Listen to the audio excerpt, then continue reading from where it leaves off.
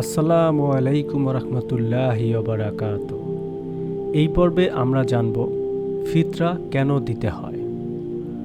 ফিতরা দেওয়ার কয়েকটি উদ্দেশ্য রয়েছে, তার মধ্যে যে উদ্দেশ্যগুলো সবচেয়ে গুরুত্বপূর্ণ তা আজকে আমরা এই অংশে তুলে ধরব।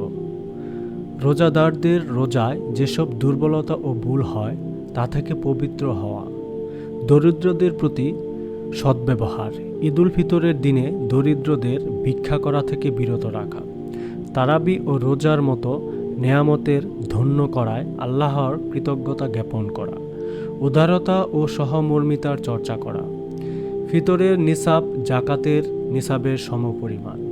নিসাব মানে হলো কারো কাছে 7.5 ভরি সোনা বা 52.5 ভরি রূপা অথবা তার সমমূল্যের নগদ অর্থ কিংবা নিত্য প্রয়োজনীয় জিনিসের অতিরিক্ত সম্পদ ঈদুল ফিতরের দিন সময় বিদ্যমান থাকলে তার উপর ফিতর ওয়াজিব হবে। যার উপর ফিতর আদায় করা ওয়াজিব তিনি নিজের পক্ষ থেকে যেমন আদায় করবেন তেমনি নিজের অধীনদের পক্ষ থেকে আদায় করবেন, তবে এতে জাকাতের মতো বর্ষ অতিক্রম হওয়া শর্ত নয়। ফিতরার উপকরণ ও পরিমাণ। রাসূল সাল্লাল্লাহু আলাইহি ওয়াসাল্লামের যুগে মোট 4টি পণ্য দিয়ে ফিতরা আদায় করা হতো: খেজুর, কিশমিশ, যব ও পনির। আবু সাঈদ খুদরি রাদিয়াল্লাহু তাআলা আনহু বলেন, আমরা 1 সা পরিমাণ খাদ্য অথবা 1 সা পরিমাণ যব অথবা 1 সা পরিমাণ খেজুর অথবা 1 সা পরিমাণ পনির অথবা 1 সা পরিমাণ কিশমিশ দিয়ে সদকাতুল ফিতরা আদায় করতাম। বুখারী হাদিস 1506। খাদ্যবস্তুর পরিবর্তে সেগুলোর কোনো একটিকে মাপকাঠি ধরে তার মূল্য আদায় করা হয়।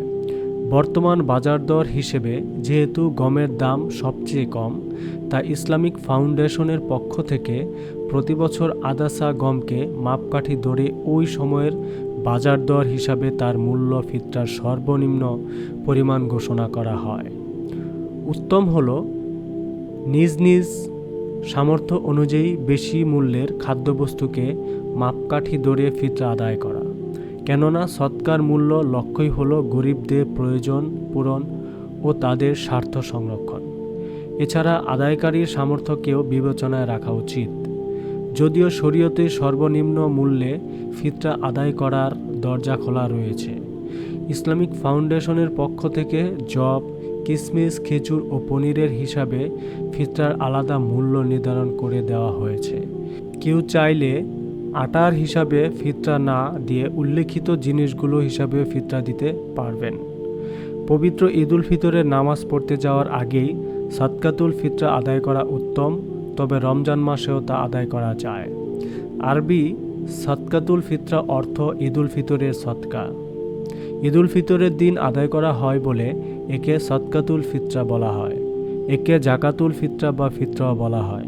সদকাতুল ফিতর বা ফিতরা দেওয়া ওয়াজিব। রাসূল সাল্লাল্লাহু আলাইহি ওয়াসাল্লাম ছোট বড় নারী পুরুষ সব মুসলমানদের জন্য তা আবশ্যক করেছেন।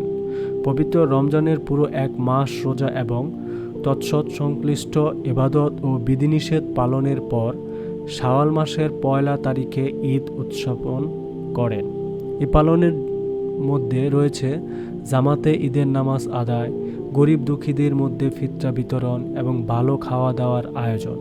তবে ঈদুল ফিতর উৎসবের একটি তাৎপর্যময় অঙ্গ হলো ফিতরা বিতরণ।